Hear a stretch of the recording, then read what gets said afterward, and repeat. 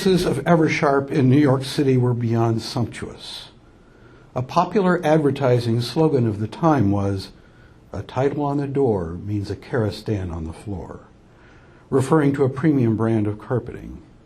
In his richly appointed Art Deco office, at an enormous teakwood desk that floated on a sea of the stuff, sat Martin Strauss, a sleek, heavy hitter in the Madison Avenue marketing game.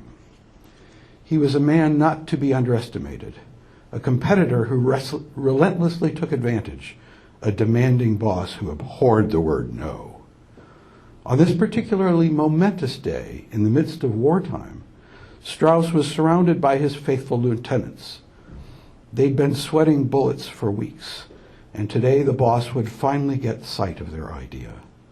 As Strauss rose ominously from his desk, he brandished the company's current flagship product, a gleaming black fountain pen. "Gentlemen," he announced, "the fountain pen is dead. Long live oddball Biro's little brainstorm."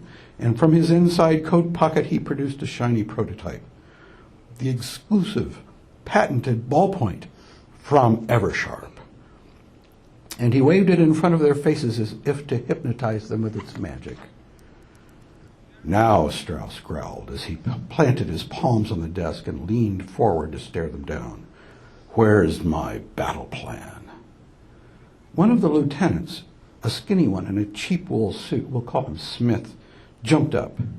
He walked over nervously to a drape-covered flip chart, and with a pleading look for encouragement from his fellows, he pulled the drape aside to reveal a colorful poster. The predominant theme was red and green Yuletide. A rosy-cheeked Santa was adjusting his spectacles to read a huge scroll, and in one mitten he held an oversized rendering of the miracle pen. "Santa's making his list," Smith recited from the printed slogan, "and checking it twice with his new Eversharp Ballpoint pen." Strauss sat slowly back in his leather chair.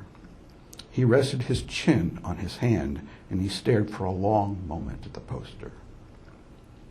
Smith didn't dare move, nor did any of the others, much less did anyone venture to say anything.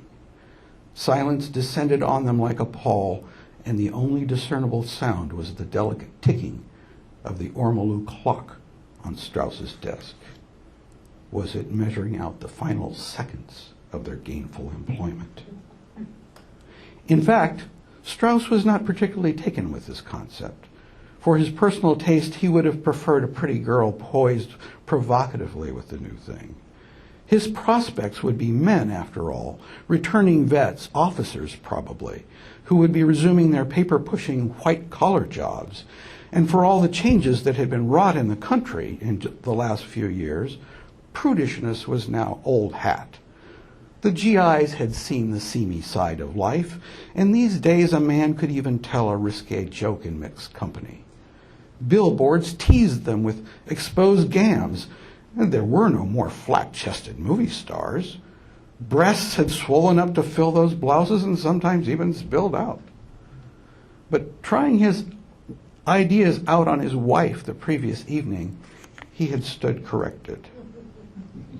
Yes, the pens would be for men as Christmas gifts. A good fountain pen cost $5, and there was no reason to offer these little gems at a lesser price. It was luxury goods, and there wouldn't be much of that to go around this season. But it would be the woman who would do the shopping. It would be her big gift to him. Strauss had to admit his wife was right. The consumers of his new product would be men, but the purchasers would be women at Christmas time. And with any luck, the war would be over, or as good as over, and the household might have some money to spend. For all its flash as a luxury item, the gift was practical. The wife or girlfriend would want credit for giving him what he'd no doubt show off as a status symbol at the office. But she'd justify it to herself, thinking it was practical. Women made shopping lists. Businessmen made to-do lists. This pen was just a thing to make your list and add it to your gift list. And that's just what Santa here was doing. By God, I like it, Strauss said. The room was suddenly abuzz with self-congratulation. Smith in particular was stunned. It was not lost on him that his selection from among his peers probably indicated a certain lack of confidence. If one of them had to stick his head out of the foxhole to get shot, it would be he. He had the least seniority, and he had no family. But today he was a winner. Flushed with pride, his head bobbed in acknowledgement to Strauss as he meekly resumed his seat. Strauss rose again. Naming his biggest competitor, he thundered, "Those poor bastards at Parker are going to drown in their own red ink." He laughed until he wheezed, and so did his good-natured fellows. He grew steely-eyed and clenched his jaw, signaling his forthcoming charge to them in all seriousness. "I want the rollout in October. We're going to hit them with everything we've got." There was an audible collective gasp among the troops. It was almost summer already. There was no time. Certainly Strauss wouldn't be setting the target unless manufacturing could deliver. But advertising took time to set up. The poster was just a notional thing. Every one of them had assumed the rollout would be Christmas season next. And ordinarily, retailers bought for Christmas no later than July. But this year was no ordinary year. For one thing, there were precious few consumer goods, not for lack of products, but due to shortages of materials. For another, there were all kinds of rumors that peace would break out suddenly and perhaps any time, and no one in retailing was prepared. But Strauss seemed undeterred. "Men," he snarled, "this is top secret until VE Day." Now, for the briefest moment, they feared he'd lost his grip. Victory in Europe had already been achieved last May. Did he mean the anniversary of VE Day next year? But how did that square with the October launch? Perhaps not surprisingly, not one of them asked for clarification. Amused by their perplexity, Strauss came around the desk. He dealt Smith a sound thwack on the back and exclaimed, "Victory for Eversharp."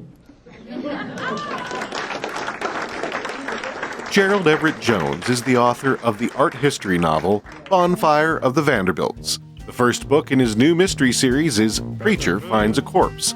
He's also the host of Get Published Radio. Find help for self-published authors and free podcasts at getpublishedраdio.com. Music by Jason Shaw, audionautics.com.